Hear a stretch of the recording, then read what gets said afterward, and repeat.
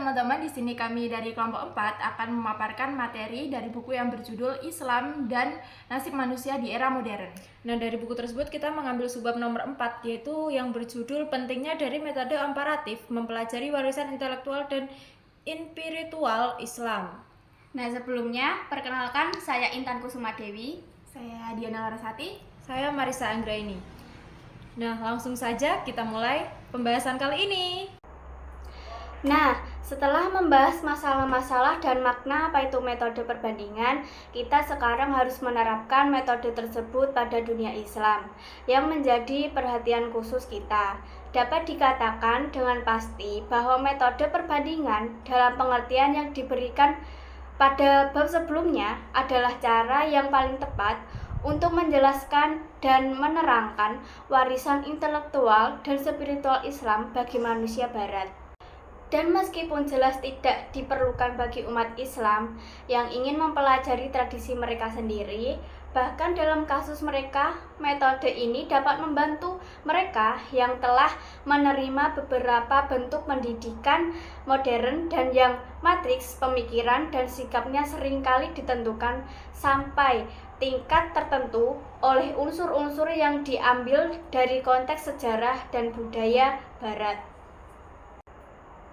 Oke, pada pembahasan yang keempat ini, metode perbandingan dalam mempelajari warisan intelektual dan spiritual Islam harus memperhatikan perbedaan mendasar antara filsafat Islam tradisional atau yang disebut al-falsafah atau al-hikmah dengan filsafat modern Barat.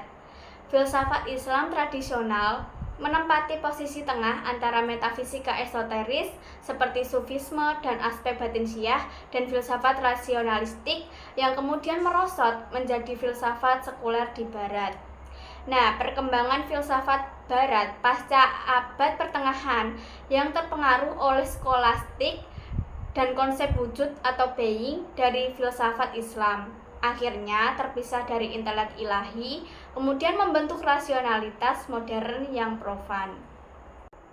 Terdapat berbagai warisan intelektual Islam yang sangat kaya, mencakup berbagai mazhab seperti yang pertama ada sufisme, gnosis atau makrifah, yang kedua ada mazhab isyraq atau pencerahan, Suhrawardi, yang ketiga ada al-hikmah al-muta'aliyah atau teosofi transenden, Mula Sadra, yang keempat ada filsafat Ismailiyah, kelima filsafat peripatetik atau Masyaiyah, keenam ada ilmu kalam atau teologi, dan yang ketujuh ada usul al-fiqih atau prinsip jurisprudensi baik Sunni maupun Syiah. Dalam membandingkan mazhab-mazhab tersebut dengan tradisi intelektual lain seperti Yunani Alexandria dan Yahudi Kristen, kita dapat menghidupkan kembali pemikiran Islam sekaligus mengontraskannya dengan krisis intelektual modern Barat. Nah, selain itu, aspek praktis gnosis dalam sufisme dapat menjadi solusi bagi kebutuhan spiritual manusia kontemporer.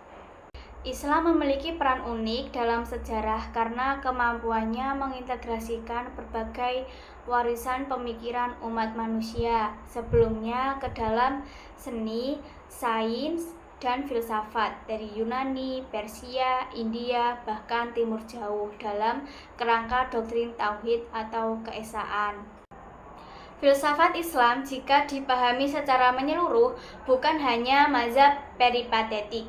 Filsafat Islam sangat kaya dan sebanding dengan tradisi filsafat Timur, Mediterania kuno, dan Eropa abad pertengahan.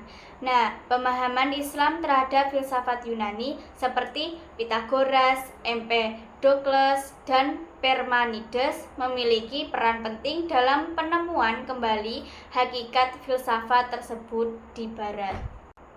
Pada intinya, metode perbandingan harus memperhatikan hierarki dan kekasan intelektual Islam yang berbeda dari filsafat Barat modern.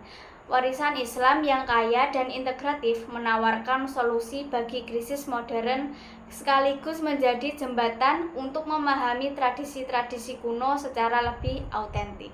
Selanjutnya, filsafat perbandingan. Filsafat perbandingan dapat memainkan peran penting dalam memahami hubungan antara filsafat Islam dan Barat. Dengan membandingkan dan mengontraskan filsafat Islam dengan aliran-aliran serupa di tempat lain, kita akan dapat memperjelas akan histori dari gagasan tersebut dan menunjukkan persamaan serta perbedaannya. Studi perbandingan dapat dilakukan antara filsafat Islam dengan filsafat Barat, seperti membandingkan filsafat Hermetik di Alexandria dengan filsafat alkimia dalam Islam. Pengembangan pendekatan komparatif di lapangan metafisika dan filsafat Islam dapat membuat umat Islam sadar akan kekayaan doktrin-doktrin tradisional India dan Timur Jauh. Filsafat perbandingan ini juga dapat membantu para sarjana muslim menemukan aspek-aspek lain dari tradisi intelektual barat yang terabaikan di dunia Islam hingga saat ini. Ini dapat membantu kita memahami lebih baik tentang hubungan filsafat Islam dengan pemikiran barat dan sifat pemikiran barat itu sendiri. Nah, jadi memperkenalkan filsafat perbandingan dalam arti yang serius ke dalam wilayah filsafat Islam ini dapat mempengaruhi pemahaman tentang hubungan filsafat Islam dengan pemikiran barat dan sifat pemikiran barat itu sendiri, yang mana dipegang oleh sebagian besar kaum muslim terpelajar saat ini. Teman-teman, lanjut di materi yang ketiga. Jadi materi yang ketiga ini nanti akan mencakup 4 poin utama. Jadi poin yang pertama di sini ada tradisi Persia pra-Islam, yang kedua ada Barat abad pertengahan, yang ketiga ada dunia Asia India, yang keempat ada Timur Jauh, Cina dan Jepang.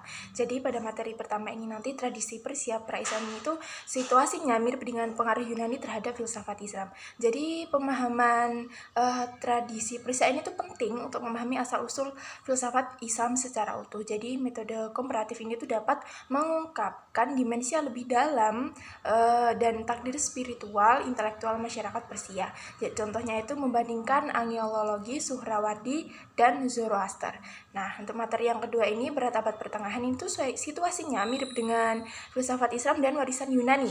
Jadi itu studi historis tentang pengaruh pemikir Muslim terhadap Barat itu tuh penting untuk memahami skolastitisme. Namun, studi komparatif yang mendalam ini tuh antara tokoh-tokoh seperti Echard dan juga Ibnu Arabi atau Agustinus dan Al-Ghazali ini tuh akan memberikan kita wawasan yang lebih besar terhadap struktur tradisi Islam dan juga Kristen. Pembahasan untuk poin yang ketiga ada dunia, Asia, dan juga India. Jadi selain pengaruh historis, terdapat potensi besar untuk studi komparatif, terutama setelah penerjemahnya karya-karya Sanskerta ke Persia dan sebaliknya pada masa Mughal. Karya-karya ini tuh seperti Majmu' al-Bahrain dan komentar Mirvin di Rizki menunjukkan keberhasilan pendekatan ini. Kemiripan struktural antara intelektual Islam, Hindu, Buddha juga dapat dieksplorasi melalui perbandingan. Contohnya antara Advaita, Vedanta, Sankara, dan Wahdat al-Wujud Ibnu Arabi. Nah, dan untuk yang poin terakhir, Timur Jauh, Cina, dan juga Jepang, pada fase awal pemahaman filsafat Islam di wilayah ini tuh hampir seluruhnya bergantung pada filsafat perbandingan karena kurangnya hubungan historis langsung. Membandingkan Taoisme dan Sufisme atau konsep manusia universal dalam kedua tradisi dapat memberikan pemahaman yang lebih baik. Pada abad-abad berikutnya, setelah abad ke-17, penetrasi ajaran Islam ke Cina dan karya-karya yang menggunakan kategori neo-konfusianisme untuk membahas metafisika Islam membuka bidang baru untuk studi komparatif antara pemikiran Islam dan Konfusianisme. Jadi kesimpulan dari materi-materi yang telah saya jelaskan ini, metode komparatif Islam itu sangat penting untuk umat Islam agar menyadarkan kekayaan intelektual tradisi lain seperti India dan memahami tradisi Barat secara lebih mendalam sekaligus menyadari kekurangan filsafat modern. Ini juga itu dapat mengatasi rasa rendah diri terhadap Barat. Bagi non-muslim, metode ini mungkin dapat menghilangkan konsepsi keliru tentang filsafat Islam dan mengungkapkan kekayaannya. Penerapan metode komparatif pada aspek spiritualitas Islam juga dapat memberikan khazanah yang relevan bagi kebutuhan spiritual manusia modern. Pendekatan ini akan memperkaya pengetahuan tradisi Islam dan memberikan kunci untuk mengatasi ketidaktahuan dan ketidaklupaan.